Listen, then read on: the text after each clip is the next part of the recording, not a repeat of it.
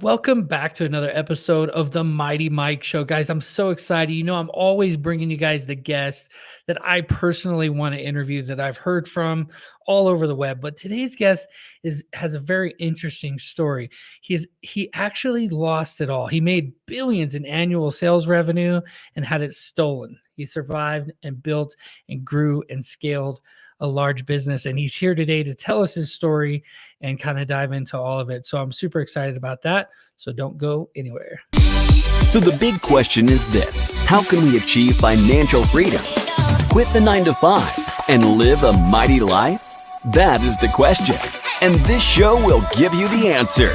You are listening to the Mighty Mike Show with your host, Mighty Mike Reed.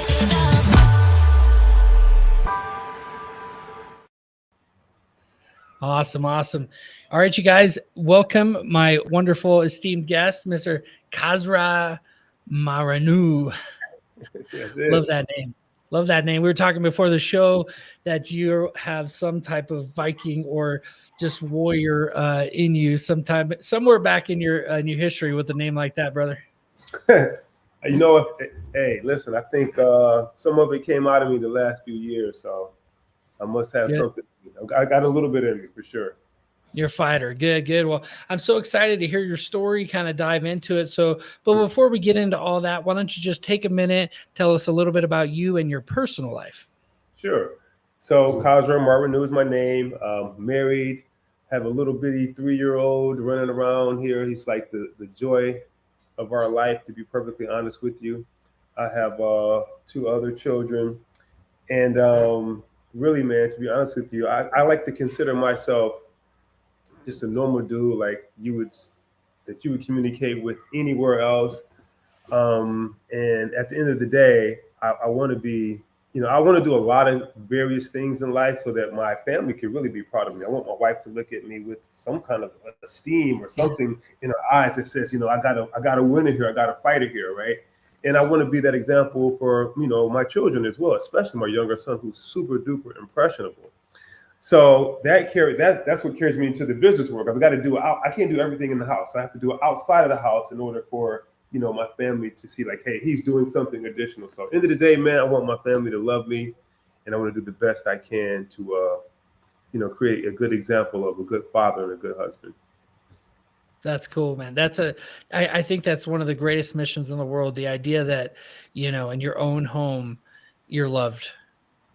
Dude. Like if that's the benchmark for success, then and you achieve it, no matter what else you do. Yeah, I forget the quote exactly, but it's something like, regrets. Like nobody regrets, man, I should have just done one more deal. I should have made a little bit more money. Nobody ever says that. They say I should have spent more time with my kids. Man, listen, that and every time I was speaking to a lady yesterday. Unfortunately, her husband just went to jail because the FTC went after him, right? In the payment space.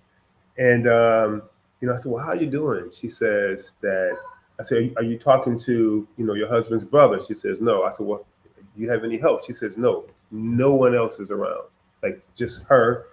And then their children, and then the husband is locked up. So at the end of the day, when I found that myself, some of the only people who will be standing there with you will be your children and or your wife. So you may as well put most of your focus and energy into making that a better relationship, Yeah. And it's crazy. The relationship with your children is like the only one, as I get older and I have more children, it's the only one that you will just selfishly help them. Like that's the advice, that you take from your parents, because your parents, I never knew this as a kid. Of course, none of us do probably. But your parents they're not biased. The only bias is when you're old, you're not going to be trying to live with them.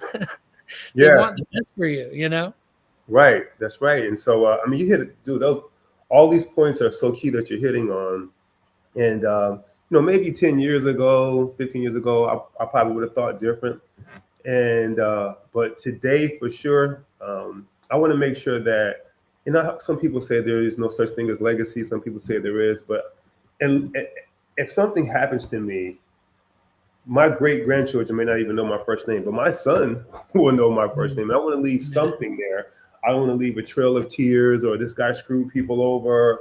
You know, Right. I want them to be proud of me. So I love it.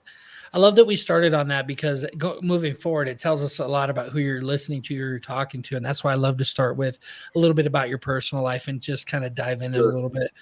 So take us to that moment. Like, you've gotten a lot of experiences, so we don't want to discount all the other ones, but take us to that moment of your worst experience in business. And it sounds like it's kind of this one, but maybe it's a different one.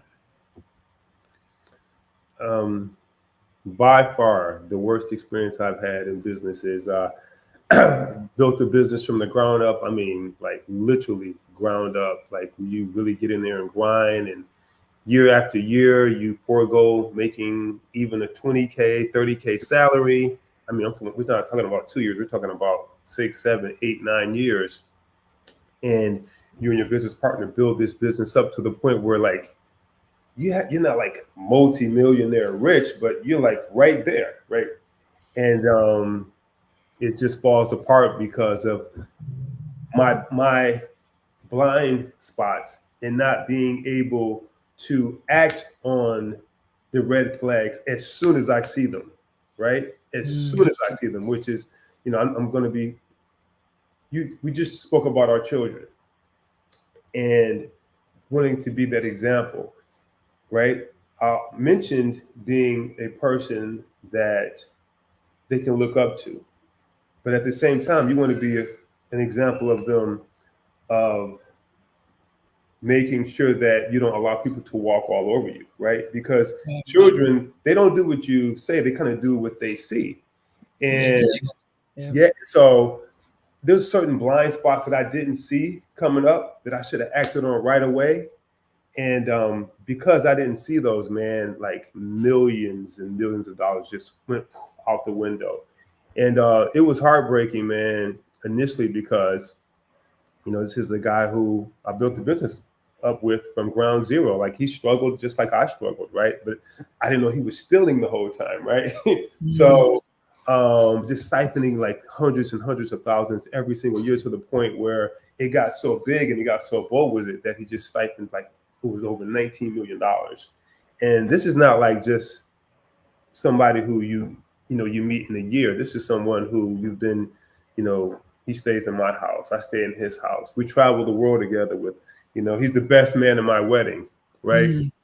So I think that was the absolute hardest thing, because it's like a dear friend. And, you know, I forget what somebody, I have a friend who's, he's an attorney for the Attorney General. Oh. Yeah, and he told me, he says, Kaz, like, you know, he says, you and I have a bad judgment of people. I said, no, I normally have a great judgment. I have great judgment of people. Well, he said, in this case, you have to think like a criminal to catch a criminal. And because you dropped your guard around the people who, you know, you consider dearest to you. So I dropped my guard totally, which today taught me a huge lesson. Don't drop your guard, right? And I dropped my guard in business, you know, and he got me, man. And we were like literally at the peak of, I think we could have probably been maybe top 10, 5 processing companies. And dude, it just all fell apart. And, you know, just, man, haymakers, man. It was a haymaker, dude. I'm telling you, I woke up like, you know, to this day, I've learned to get past the emotional side of it and just look at it like, hey, it's business, it's a game. But at the same time, I'm still actually dealing with some of the effects of that, because, you know, you have to monitor merchants, because there's a lot of fraudulent merchants out there, or business owners, and then there's a lot of good ones out there. So I'm trying to protect the business owners at the same time, you know, when him and his friends are doing something totally different. And, you know, you got the banks involved, 15, 20 attorneys. You already know when attorneys get involved, nothing good per se is going to happen from that except a bunch of legal fees. So it was just really messy, man. And so that was the biggest a disappointment, but also the biggest lesson that I've been able to learn from. So take me to that moment where, I don't know if you remember it, but take me to that moment where you were like, it's all good. Cause I've had a moment, so I kind of can relate a little bit. Like you woke up, you got your coffee, you went, you're like, what is this? Like, wait a minute, he's stealing? Like, or did somebody catch it? Did you catch it? How did it happen? It first happened when COVID hit, right? He had been doing it before that, and I didn't realize it, right? Just silly old me, because we're at a point now in a company where we have departments. So I'm sales and marketing. I'm not paying attention to the numbers, and so it had been happening, right? Which is super key. If you don't know your numbers, you don't know your business, right? You gotta keep track of numbers, no matter what it is you're doing. And so, when COVID hit, there were travel restrictions. So I was flying back and forth from Florida to California, but when COVID hit, I couldn't fly back and forth. So some other guys began to approach him and sell him this pipe dream, and the pipe dream didn't include me, right? Or it included doing things that I wasn't okay with doing. And I think he kind of knew I wasn't going to be okay with it. And it was kind of like one of those divide and conquer tactics where, some people come in and one guy's not there. So let me feed this guy a bunch of stuff. And so I said, hey, man, I need to see the financials. And so I sent him, and I didn't want to do this, but I sent him several emails, several texts. I begged him, dude, please don't do what you're doing. You could just feel it. It's like, this is going to be ugly, right? This is the Vikings started to come out. Please, I'm not a bully. I'm not a guy who's going to go and initiate or start any fights, but I am a guy who, if I have to start a fire, I'm going to try to put it out at the same time. And so he just ignored me because we're in two different states. He's like, I'm the operations guy, I have all the control, which he did. He had all the control, literally all the control.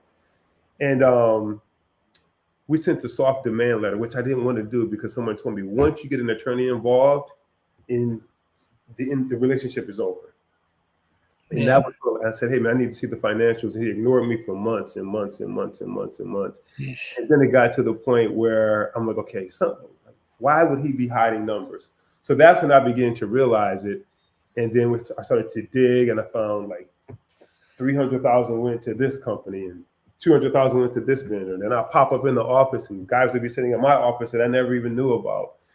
And, as we begin to pull back the thread, so to speak, man, you get a little piece of lint coming from your clothes and it just gets longer and longer and longer and longer. Oh my God, man. I was really, I was in shock. I was in shock. Man. And this is your best friend. So best friend, best man in my wedding. I saved him, I looked out for the guy quite a bit, not to woe was me kind of thing, but truly indeed looked out for him a ton, man, a ton. So very unfortunate. So what I take from your story, and I've experienced something similar, not to that level, but something similar, and I've heard lots of people on the show, they tell their worst story, and so a lot of people, their feedback would be don't do business with friends or family, period, because then you lose that, because even though you lost money, you lost something way greater than money, right? Is this friendship, this some people would say that's not true. You can go make more new, Mr. Wonderful from Shark Tank would say, just go make new friends, right? But, but I think there's only true friends. There's only 4 or 5 in your entire lifetime that you probably ever have that are actually true friends. I agree with you. We became business partners first, and then we developed friendships. Okay. The one thing I would do in hindsight again is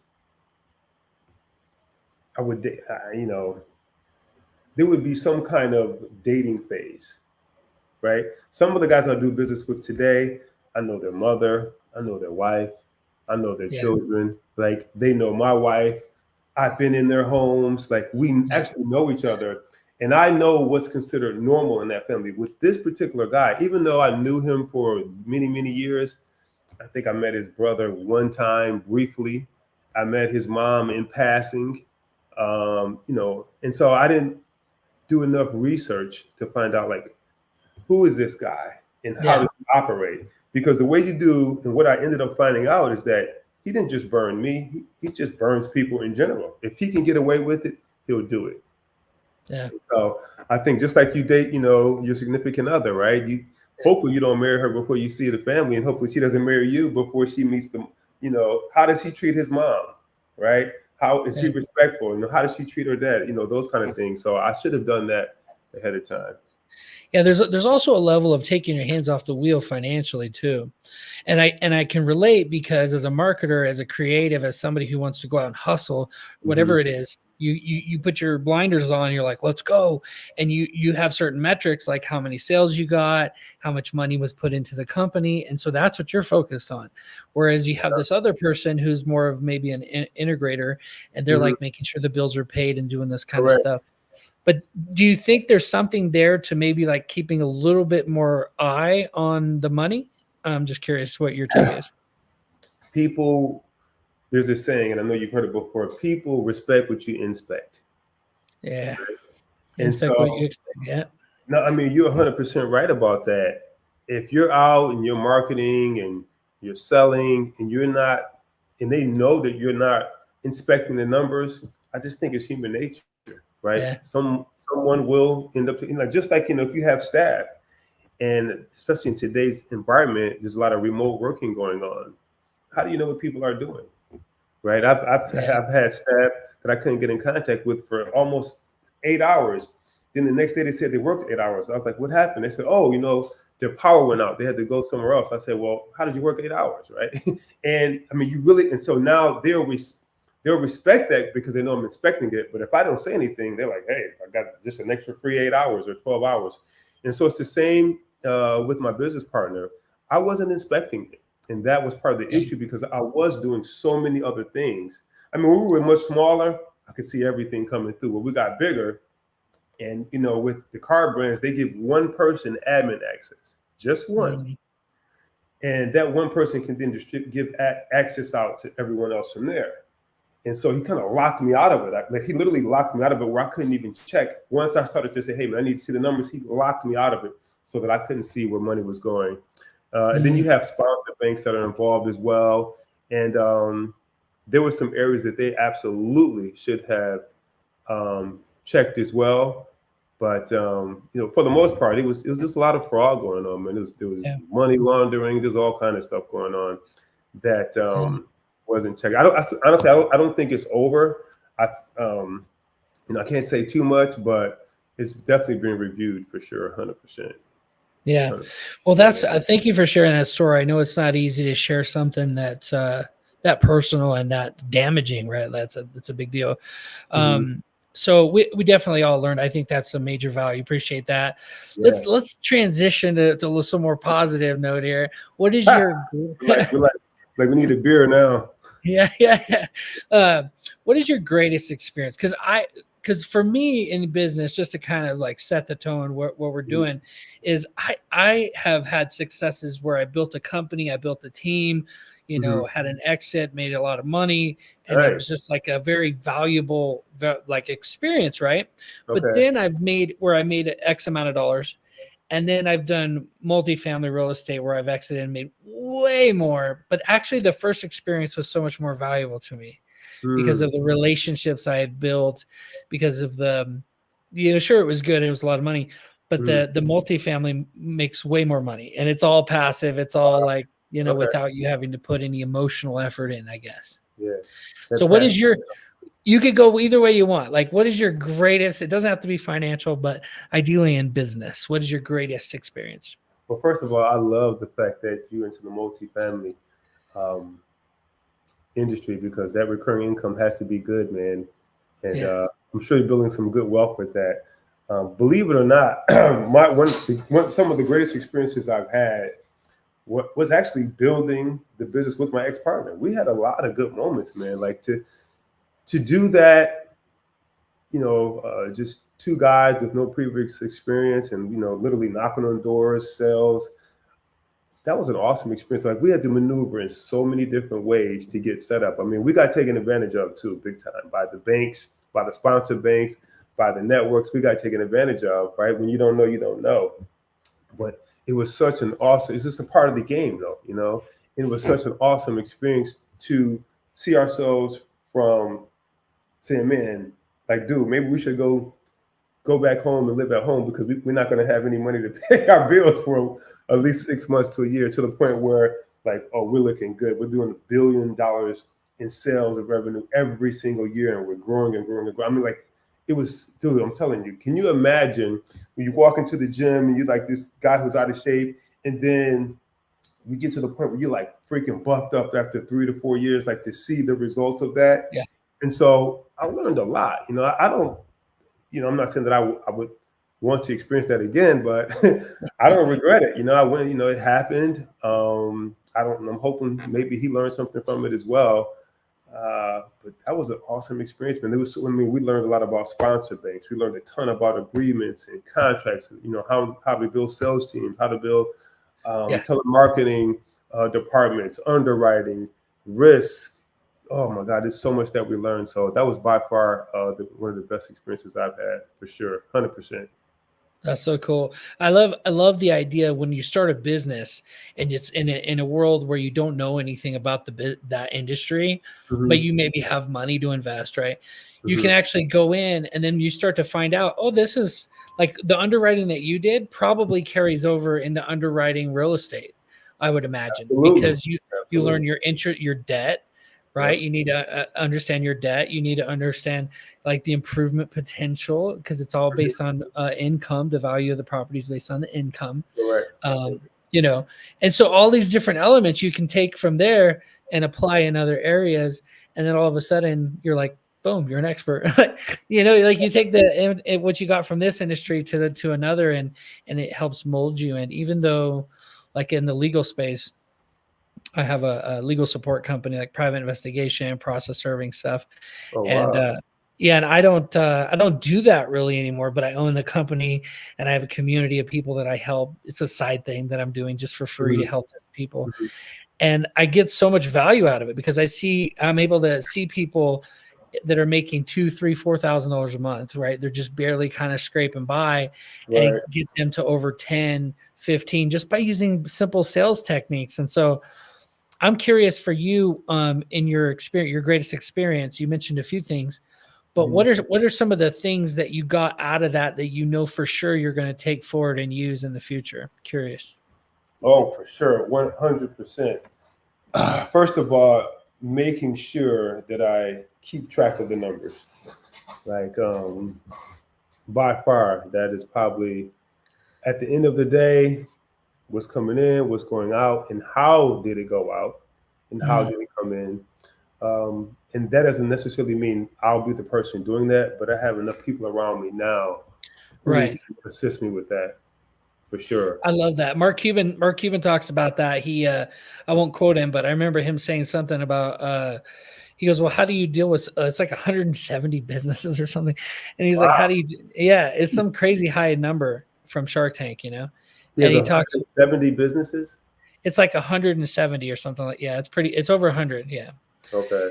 And he said, and he said, how do you keep track of it? And he goes, well, I have a team, right? But I also have a team that looks over the team and watches over those people. Hey, I get it. He's so right about that, man. He's so right about that. I mean, you have to have capital and resources to do that, but he is 100% right about that.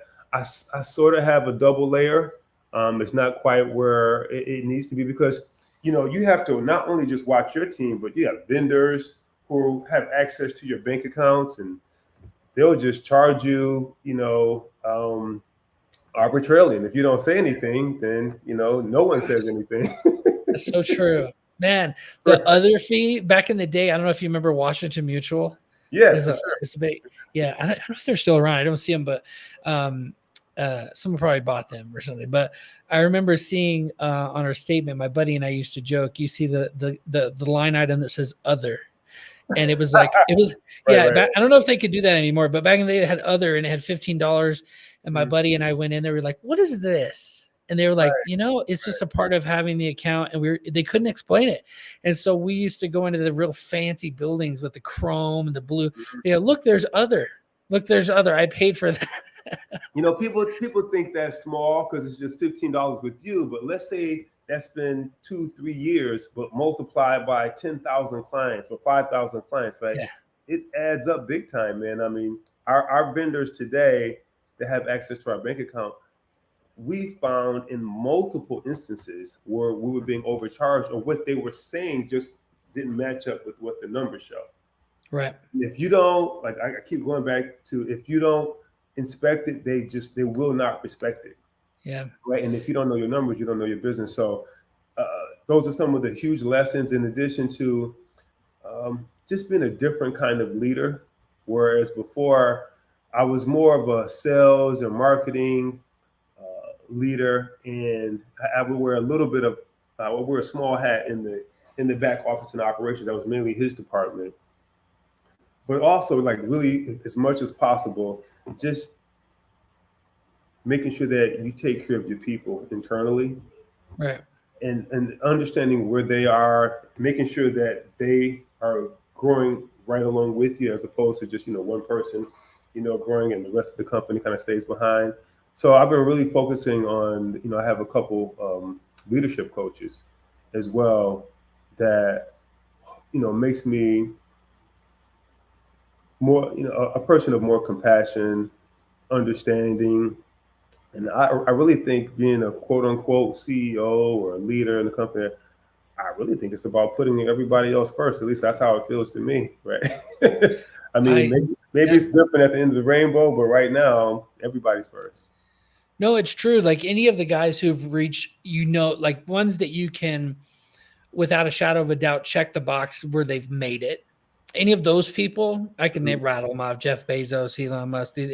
Like what they did is they prioritized people and finding good people. Like Musk, he was more geared towards the engineering mind. So he was very like finding people, paying them more than they're worth if they, stealing from other companies, right? Taking the best talent and putting them on his team. Okay. Yeah. Got you. No, that makes sense, man. You take care of people. In some cases, in many cases, they would take care of you. So that's exactly what we're trying to do now. Is and it's a juggle, because you have to make sure you have not just anybody. You have to have the right people on board to do that. Right. Everyone will accept, but how many will give back? And according to what you're doing. So I think becoming a person, or more of a people person. I always thought I was a people person anyway. But becoming a really good communicator, a people person, you have to know when to use the emotions, or when to be emotion, when to turn it off. Sometimes you can't be emotional about a situation because someone could be taking advantage of you, right? We all get emotional, you can be taken advantage of. And then other times it has to be like, hey, got to draw the line. Like, hey, here's what you're saying, but here's what's happening, and you have to be willing to not care about the emotions at that time. So I'm learning a lot, man. I learned a lot from that. I don't regret the experience. I regret the friendship, like you said, and losing that.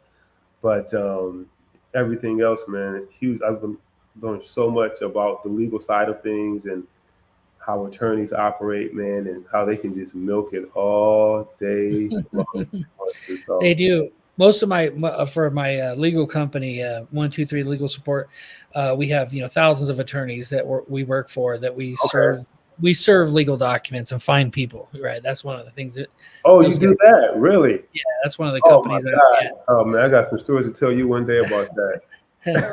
Yeah, we have a lot of fun. We have a whole community of people, but all over the country, every county in the United States, I could have somebody at somebody's front door. So if you ever need to find anyone, have something delivered, or even check on your kids or whatever. Yeah. Your company, that company right there, like that's the beginning of it all, man. Once those guys and gals get involved and they start serving you, it's a wrap, right? That's when everything starts. Yeah. It's crazy too, because that's one of my first companies that made over 100,000. It's where I learned about money and like the value of. Yeah, it was like 2014. It seems like a long time ago, but it was only 10 years ago.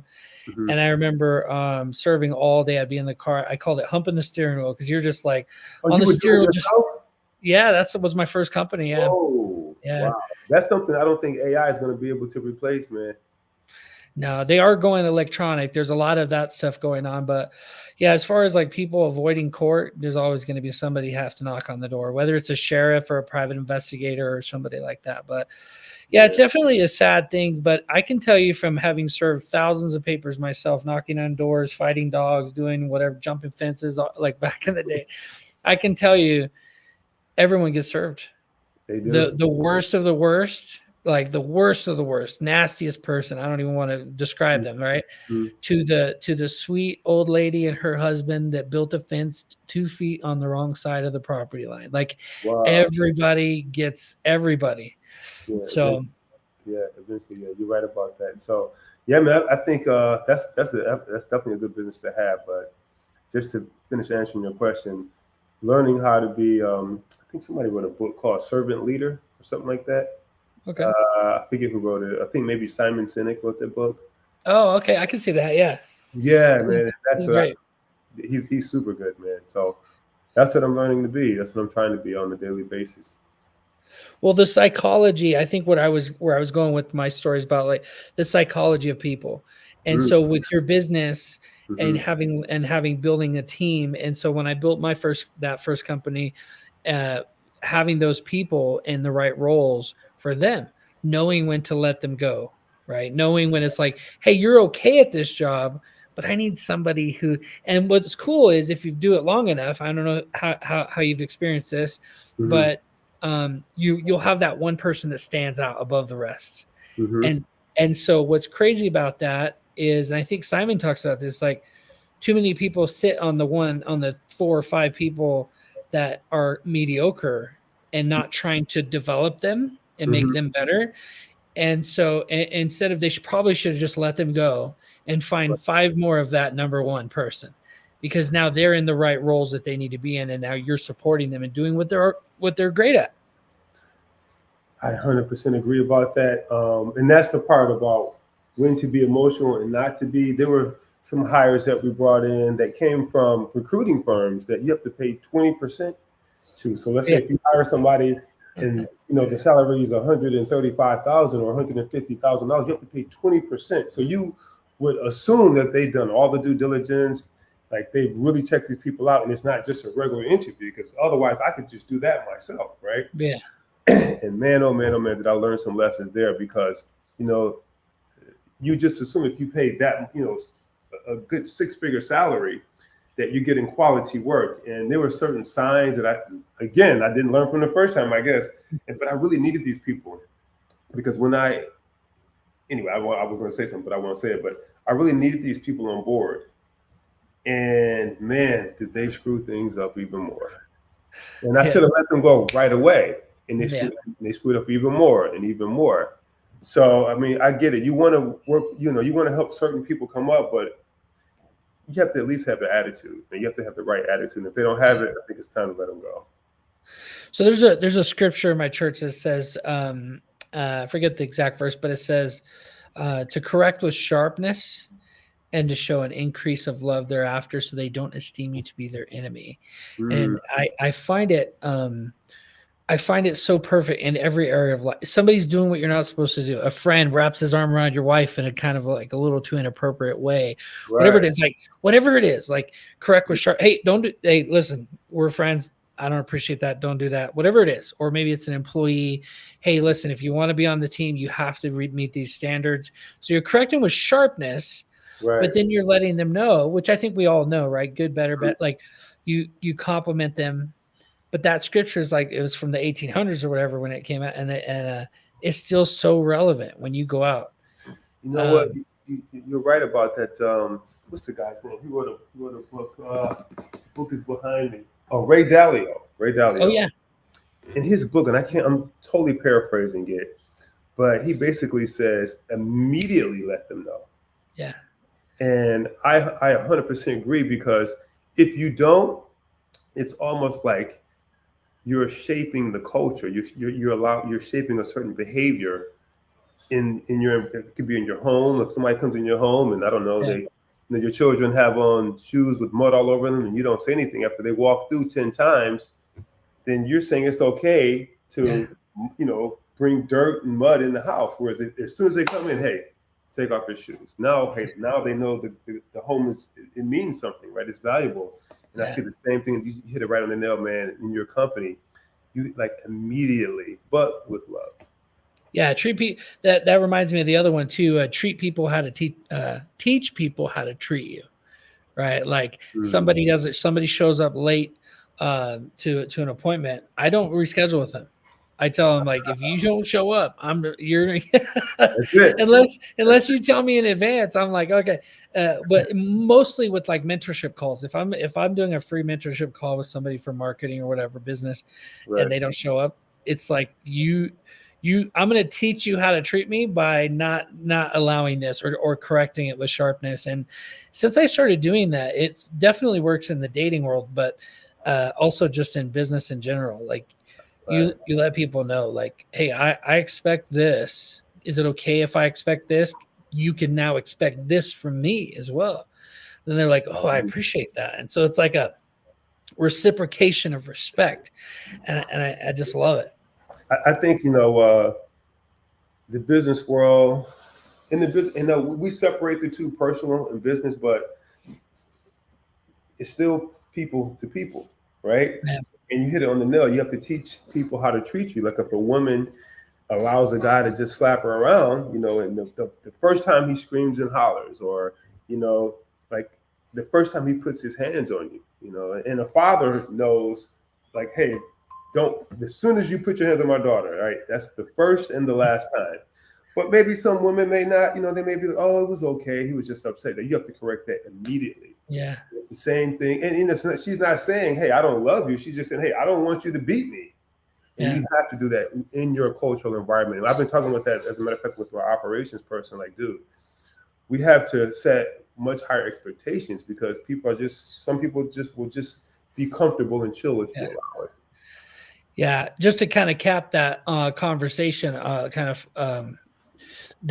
a friend that I worked way early on before I started my own business. And he said, in the Army, what they would do is they had all these reports they had to do. Mm-hmm. And there was probably like 12 reports that they had to like fill out, complete, and send into management.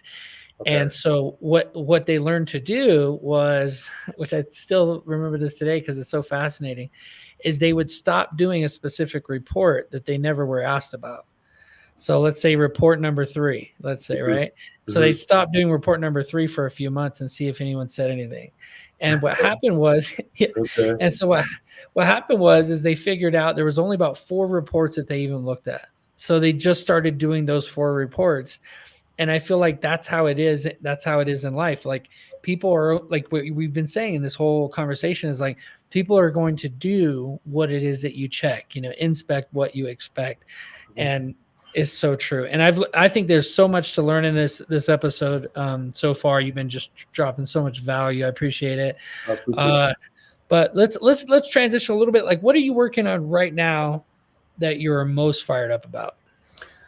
So we're rebuilding, just imagine a city was just blown up, torn to smithereens, right? You have all these casualties, and, myself, somewhat of a casualty, I'm wounded, got half my leg blown up, it's growing back or whatever.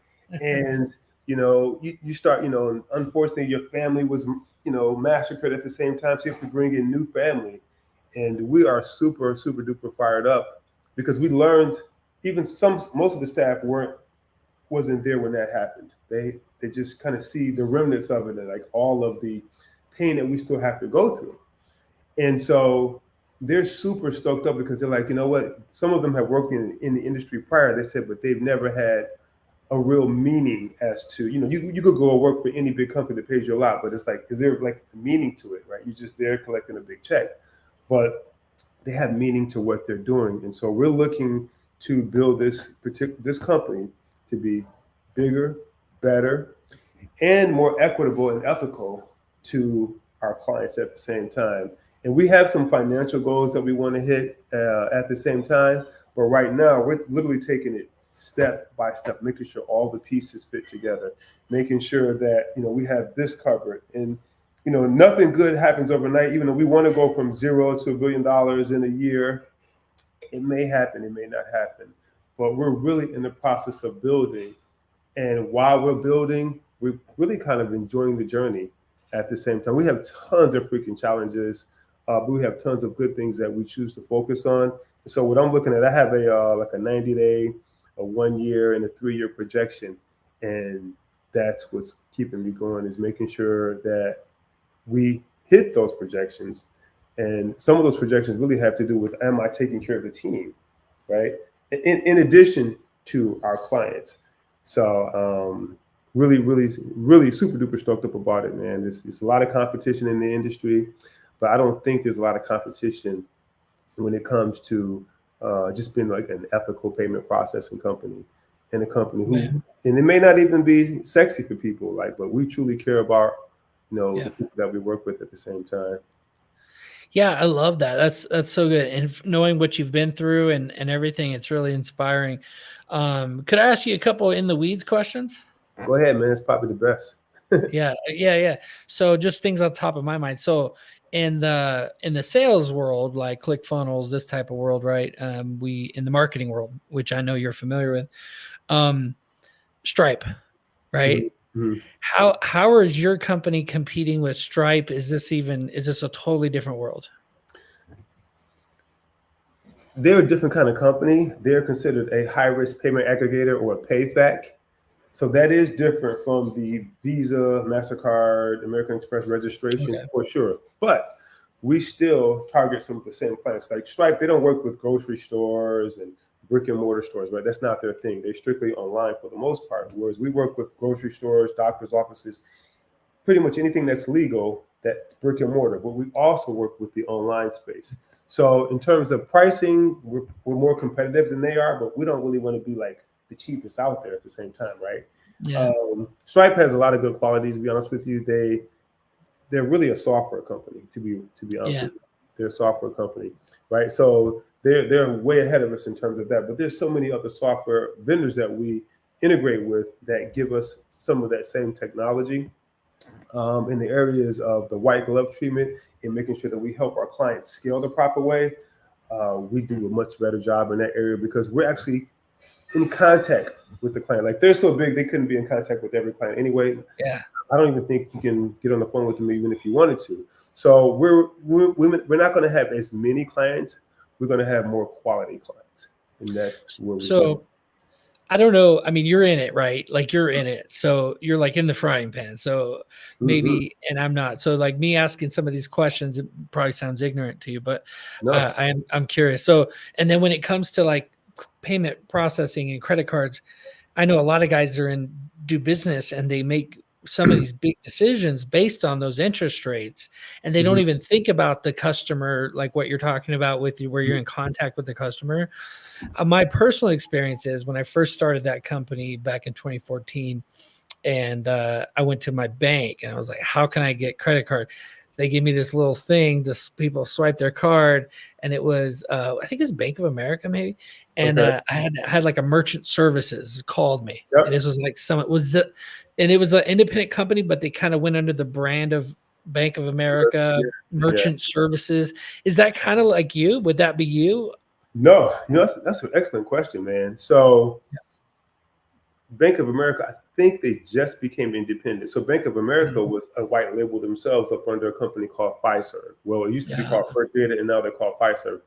And so since they have so many clients coming in, they would just allow other white label sales offices or sales reps to send them business, right? And at some point they have so much foot traffic coming in, they would just say, hey, you know what? We're Bank of America Merchant Services. We're just going to white label the whole thing. Right. Where we are direct with Visa, MasterCard, so we're not a white label. Okay. Yeah, so we could, I don't know anybody at Bank of America. I don't have that kind of relationship with them. We could actually process for Bank of America, and then they would be a white label up under us. But if I'm correct, Bank of America just recently moved away from Fiserv, and I think they're their own payment processing company now. There's a ton of banks out there that do not do their own payment processing whatsoever. They thrive off of other entities who you have to have a bank involved regardless, because I can't move money from my bank account to all these clients. It has to go through the Federal Reserve Bank and then of course other banks. So that's how banks are involved. But no, we're direct with Visa, MasterCard, American Express, Discover. We go through the registrations every year. We're not a middleman. I love it. So like Russell Brunson tells a story about I don't know if you're familiar, but he tells a story about when he first got started and they were selling like crazy. He had a little call center, and every day he needed the money to keep running ads. And so I forget exactly the numbers, but it was something like $100,000. Yeah, I remember it. Yeah, and the bank called him up and was like, "Hey, we're going to put this on a 2-week hold or some crazy long time where it was like Yeah. he was going to go out of business if he didn't Right. get that money." Right. And then he said, "But now there's Stripe, so it's not a big deal." So I'm curious, like, why is that? What's the functionality behind that? Why can't credit cards get charged and then be able to put the money in your account like the same day? Like, why isn't that a thing? So, it's interesting. That's a really great question. You're the pro, man. Say it again.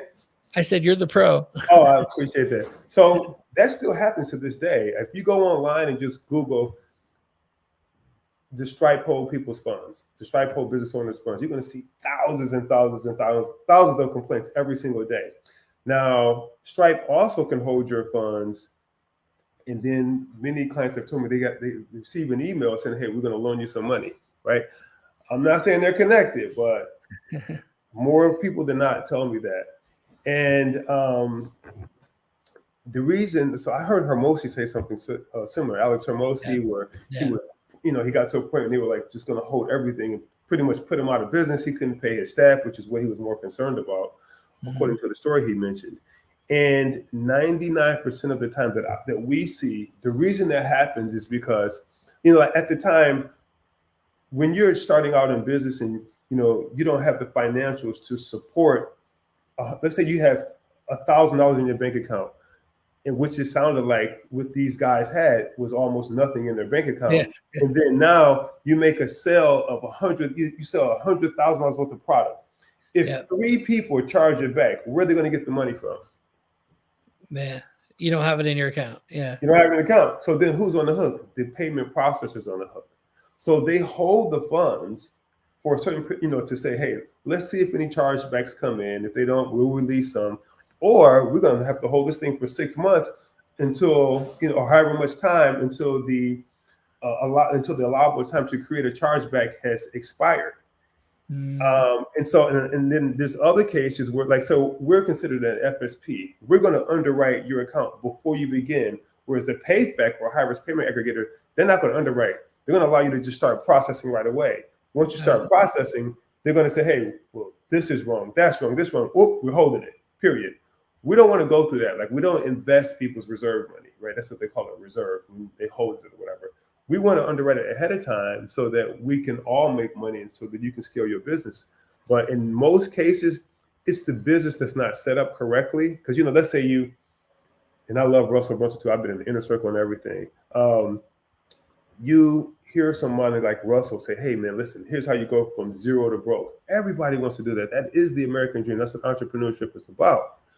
But they forget so many things, like, make sure the EIN number matches, what you have in the application. Make sure that you have a privacy policy, you have a refund policy. If you have no refund policy, then you have no agreement. Like, how are we doing business then? You may as well be on the street and just shake hands. And so there's all these things that we don't do before we set up our payment processing account that kind of trips us up once we begin processing.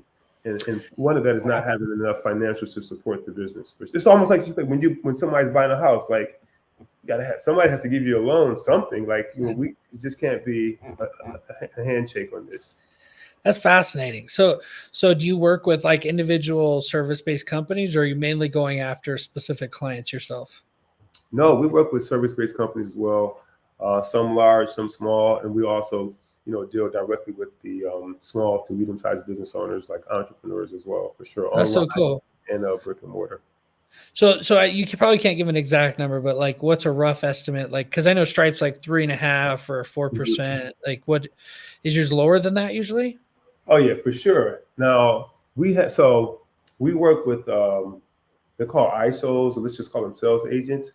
So sales agents sometimes determine their own pricing, and they may bring in accounts that are like super risky, and their clients don't mind. So they may be charging them 4 or 5% because they know they're in an industry that's high risk and they can't get processing anywhere else, or their options are limited. So they'll accept it. Whereas we work with brick and mortar businesses, and sometimes we don't upcharge at all because it's clean processing. We may make a few pennies, literally speaking, on the transaction, literally a few pennies. And so it could be like a Walmart. I'm sure they have super great pricing, right? Like super great pricing, but they do so many transactions.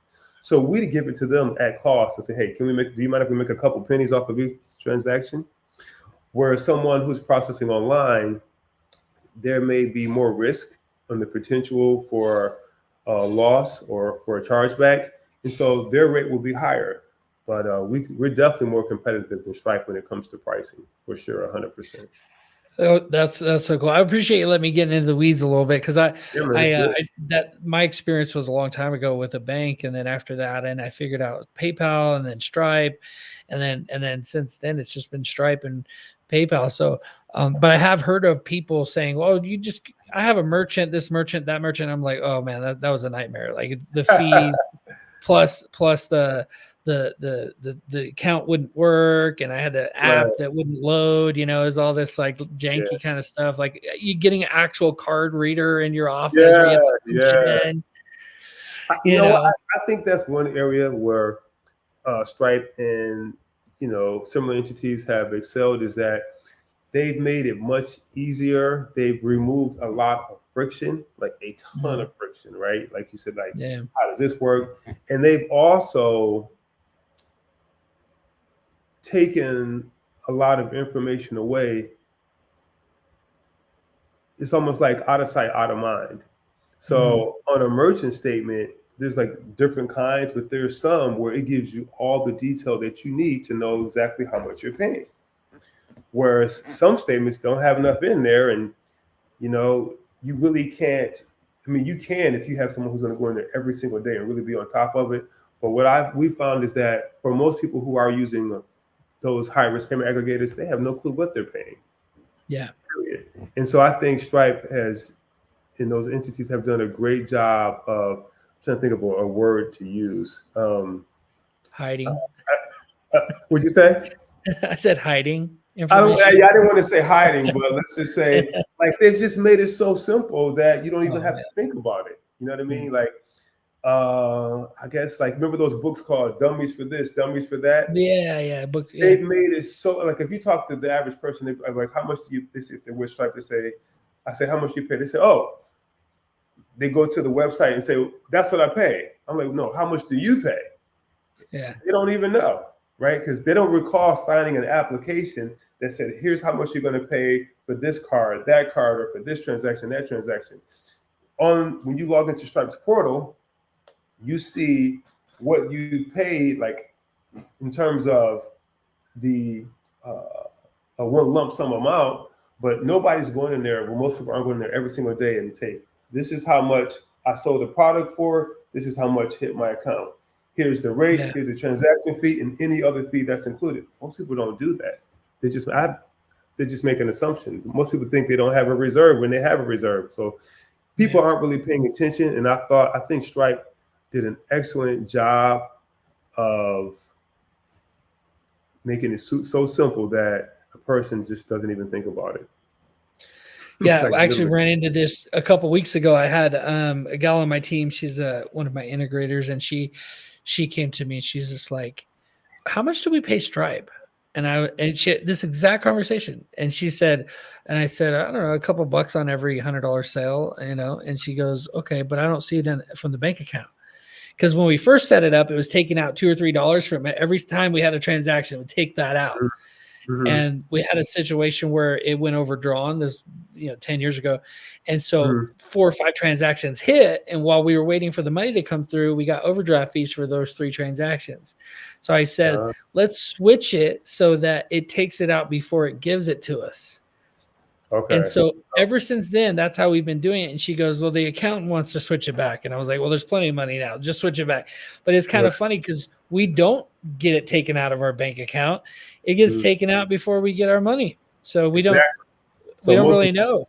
Yeah, most like, I mean, there is a way to find out, but you have a business to run. You're doing all these different things. It's like, who's going to go in? And if you give it to your accountant, they're just going to say, okay, here's what you're giving me, and they're going to report it.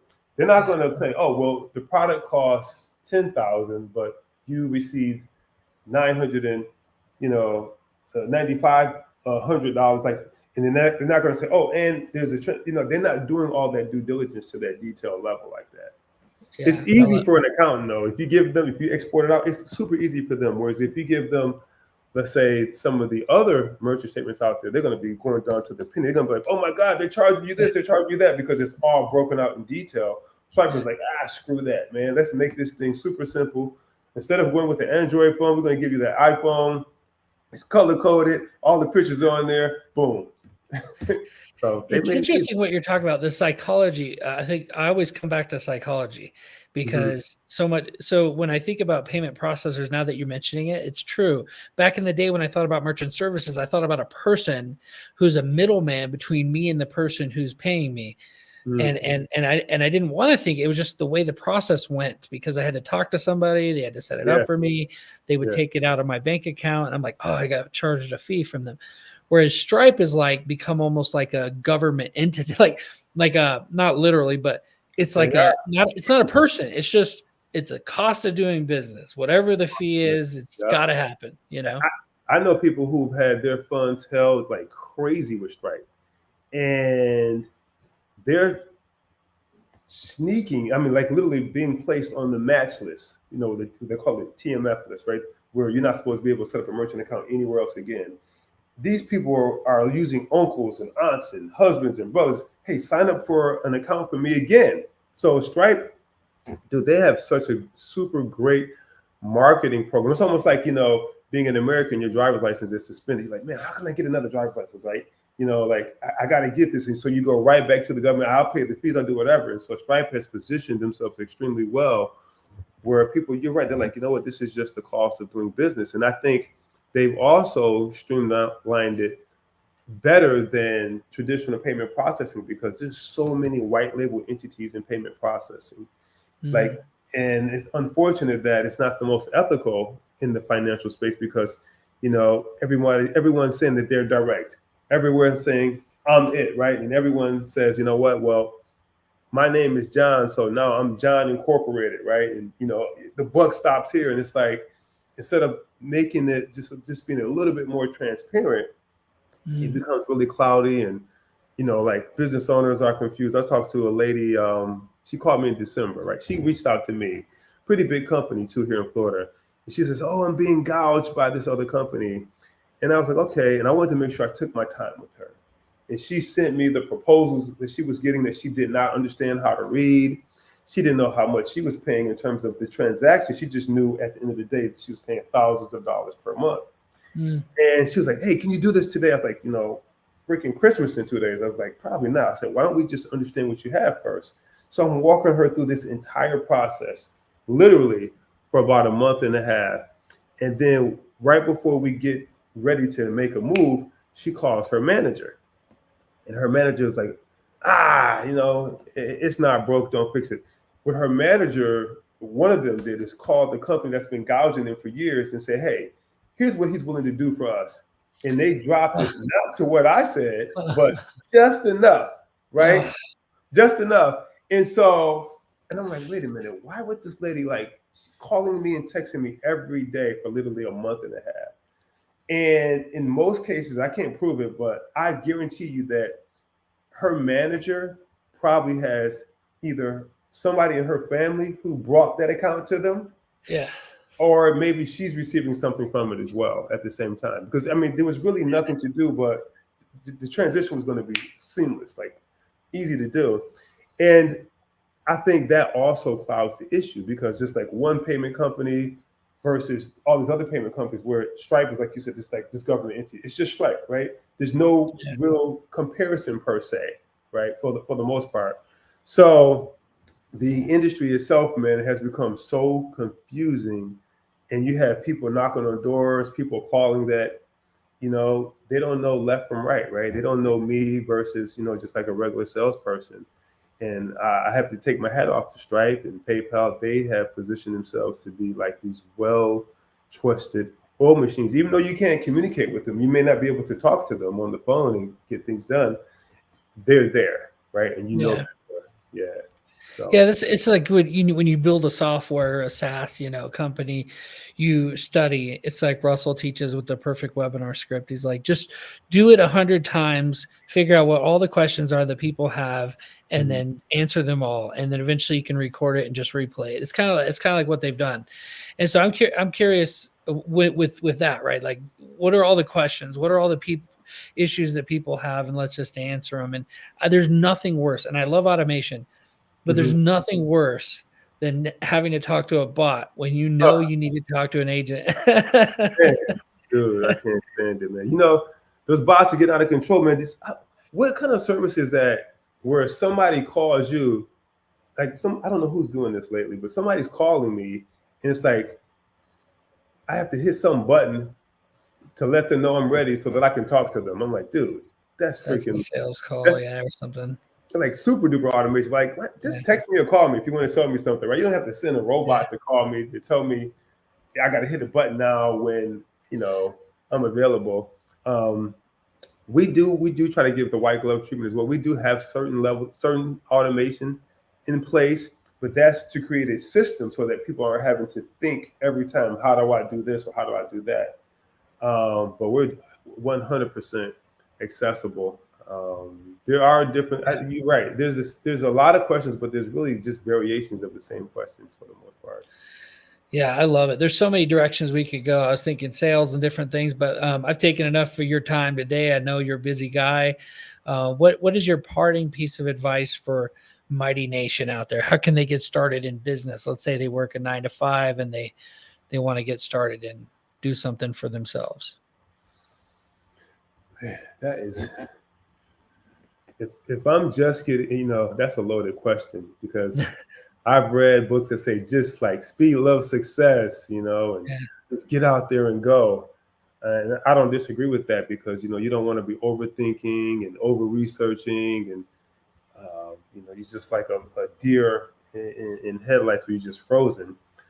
But because of my personal experience and what I've gone through and what I see happening a lot, I really think that if you can find a mentor, a coach, a channel, it could be a podcast, something that you can tap into to help guide you, I really think that is the absolute best way to get in business. And I remember saying this a long time ago. When we first got into the industry, I would say maybe 3 or 4 years into it, we received an email from a guy that said he would charge us $10,000 to kind of like help guide us and set us up. Now, at the time, $10,000 was a lot of money. I was like, yeah.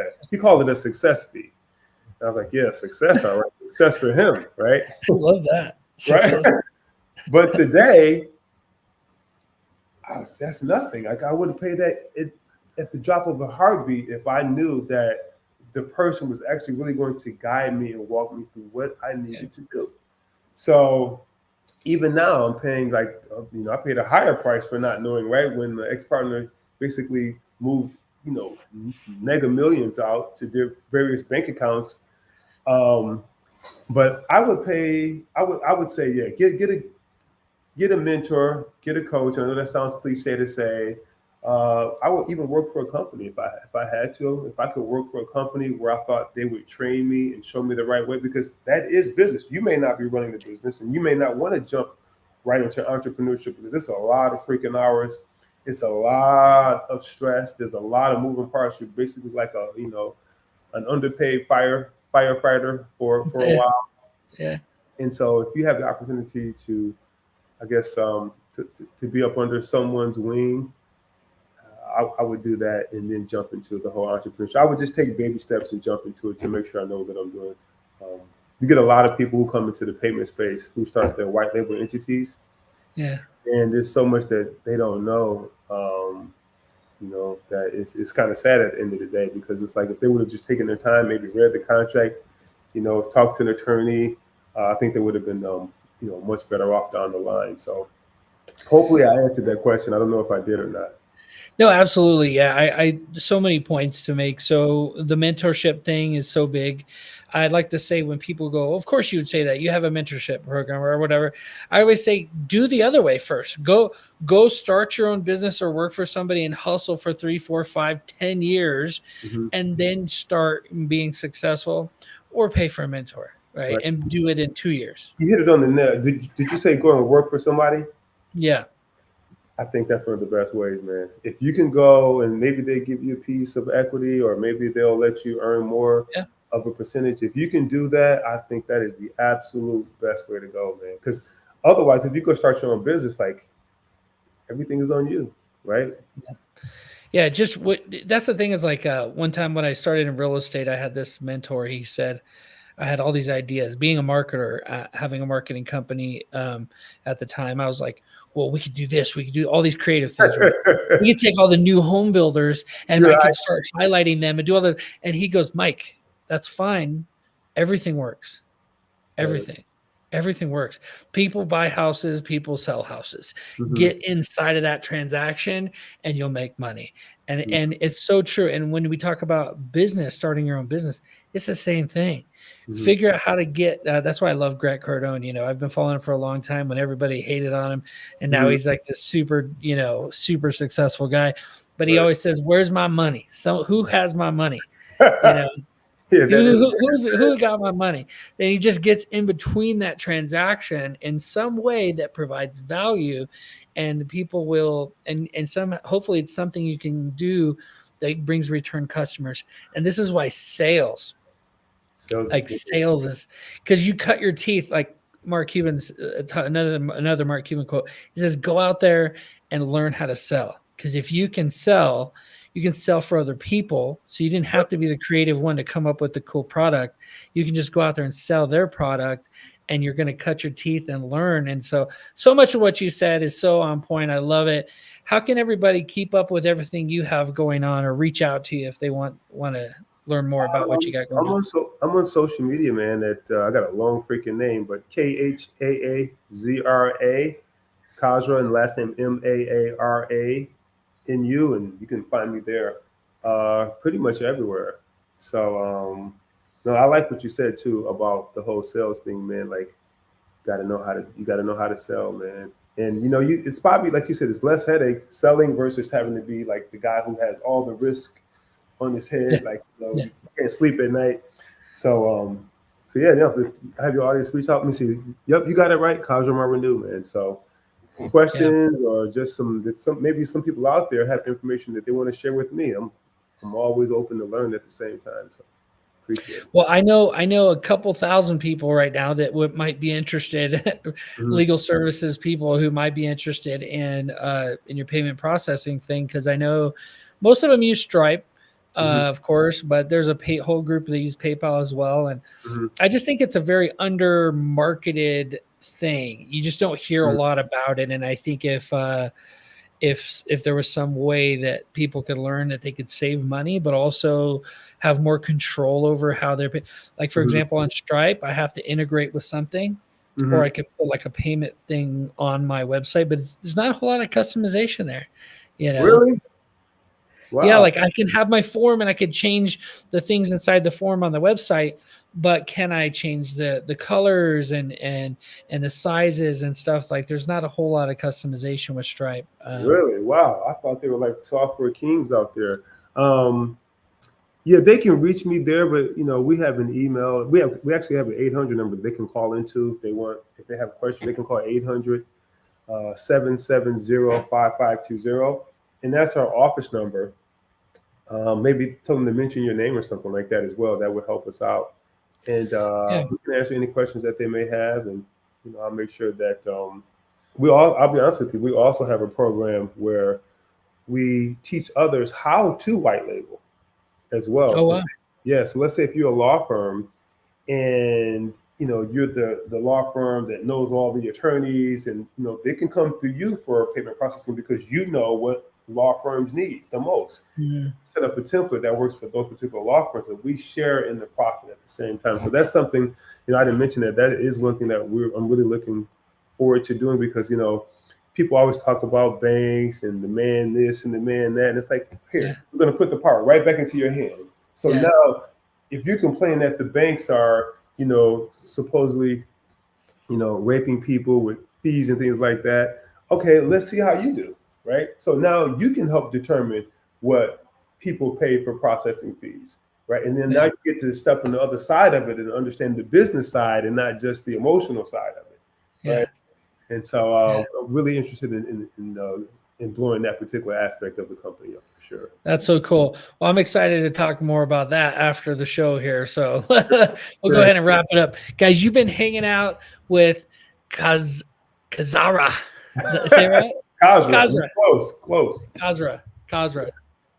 I just think, I'm telling you, it's like a prince or some kind of Persian Viking. I hope so, man. I hope they read about me. I hope they read about me 50 years from now, like Prince Khaazra, King Khaazra, or something like that. Yeah. Like an epic name, not like Michael Reed. I've heard that my name is like a country music star. I don't know. It's a white name, maybe. I don't know. A country music star? Yeah, I don't know. Nothing wrong with that.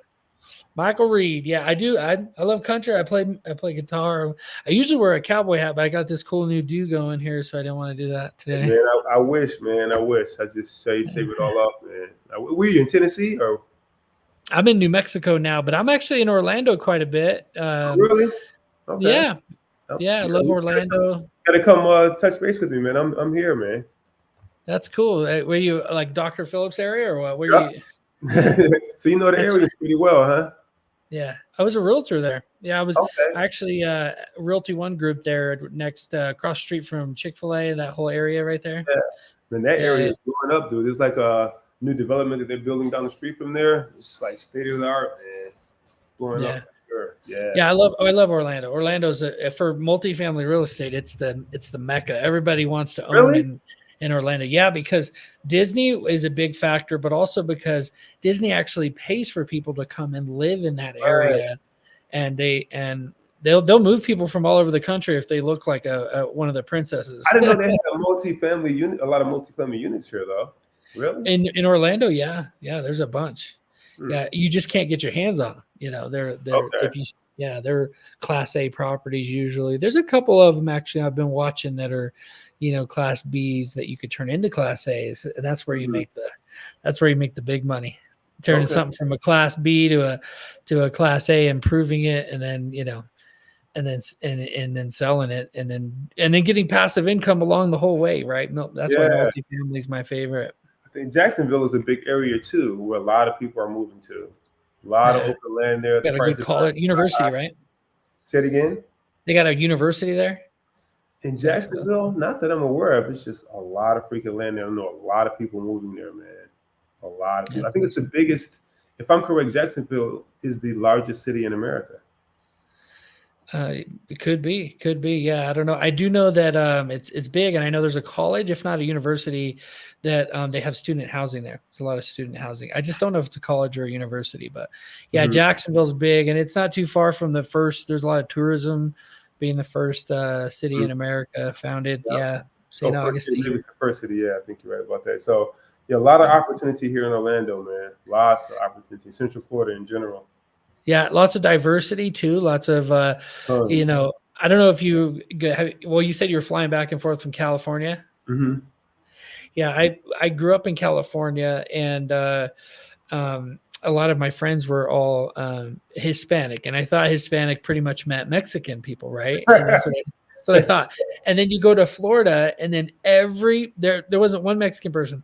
There was Cuban, Venezuelan, Brazilian, and I'm a big fan of Spanish women. Let me just say. You like those curves, huh? You like those curves, huh? I like them spicy, the ones that want to like hurt your feelings, And then, right.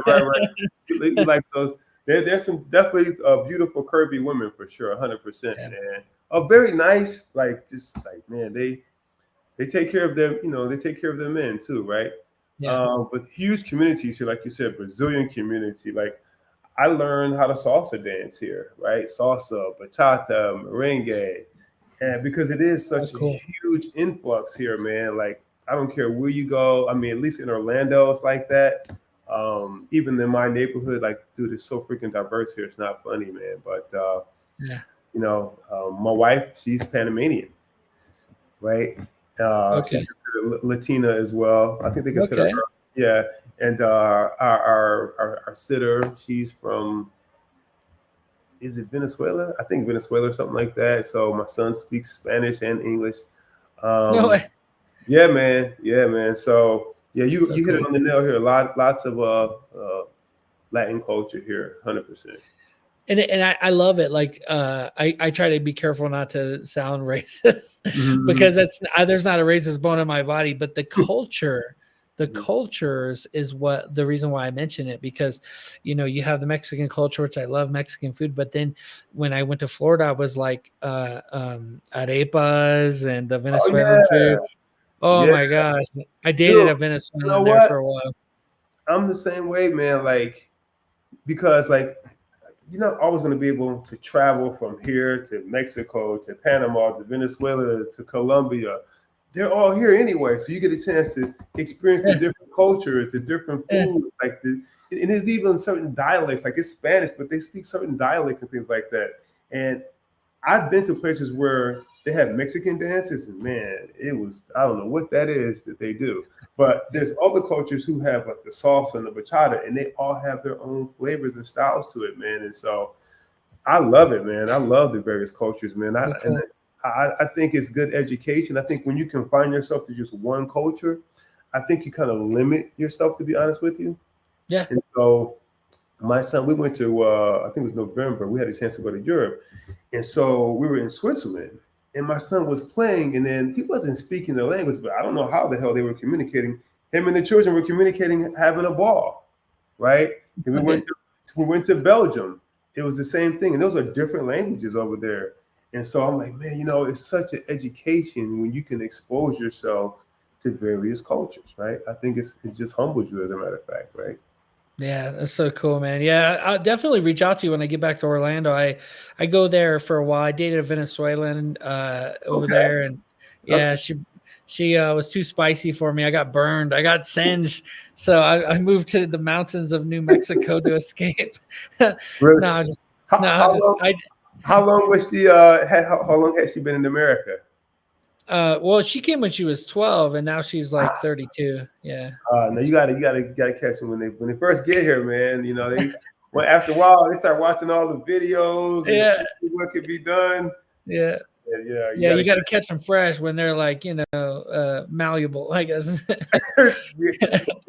before they start to learn all these different things and schemes and things. You gotta catch them early, man. Western culture.